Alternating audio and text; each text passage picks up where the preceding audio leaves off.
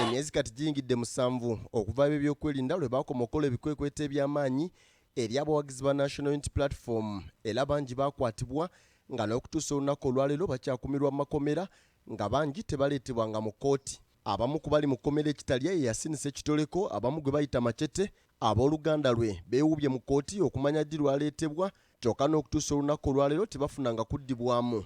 Okusinziira ku maama wa Machete, Aisha Kabanda, abakulu mu kkooti baajuliza omukulembeze w'eggwanga nti alina okulagira omwana we n'abalala abakwatibwa olw'ensonga z'ebyobufuzi okuleetebwa mu kkooti. Musango ki gwe yakola ogumugana okuleetebwa mu kkooti? Omuntu yenna bane yadde saasoma nnyo mateeka.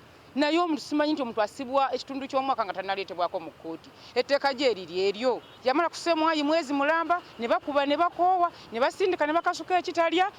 Tavaayo. Sina ekibanenze nakyo njogera Pulezidenti Museveni nze ekyo nkikusaba busabi k'okubyemu Kamala tuwa abaana baffe. K'okubyemu Kamala Yasini mute.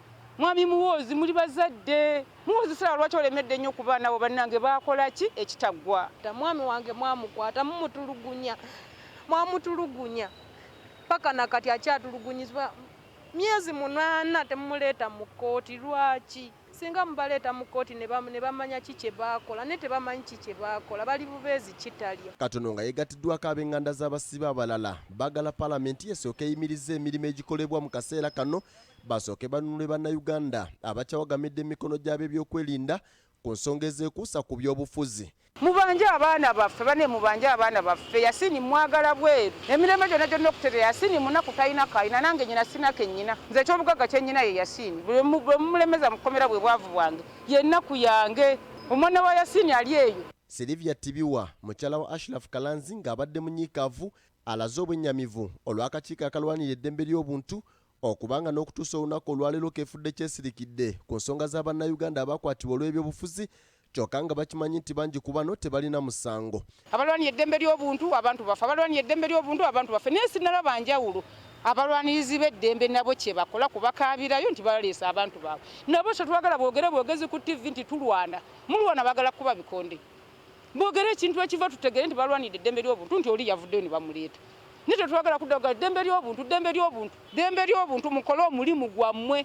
Mwasoma amateeka ne tuza kuŋŋamba nti omuntu bamusibye ekitundu ky'omwaka taleetebwanga mu kkooti eryo etteeka gye eriri. Mulwanirira ddembe ly'obuntu ddembe kiri mulwanirira mulina be mulondamu nti mulina mulondamu balala abaffe si bantu mutuyambe buyambi n'abaffe mubalwanirire baveeyo kubanga baleka abantu wabweru balina okulabirira. Maama wa Kalanzi mulwadde. Ab'enganda z'abasibe bano balina obweraliikirivu olw'abaana abagenda okudda amasomero omwezi ogujja bwe wataba balowooza nti abaana baabwe tebagenda kusoma kuba mpaawo abajuna. Mu kwogerako eri abamawulire gye buvuddeko, nampala w'oludda oluvuganya gavumenti mu paalamenti John Baptist Nambeshe yategeeza nga bwe bali mu nteekateeka ey'okuddamu okuteeka akazito ku gavumenti olw'abawagizi ba National Unity Platform abaakwatibwa okusobola okulaba nga bonna bateebwa. Twagala kulaba elisiti eri abantu abo abaasibibwa nga kutuuka ne leero tebatwalibwangako mu kkooti. Detention without trial. Mulimu abo abayisibwa mu kkooti naye nga bali ku remand etamanyiddwa ennaku. Sesanga batte BBS Telefina agesigika.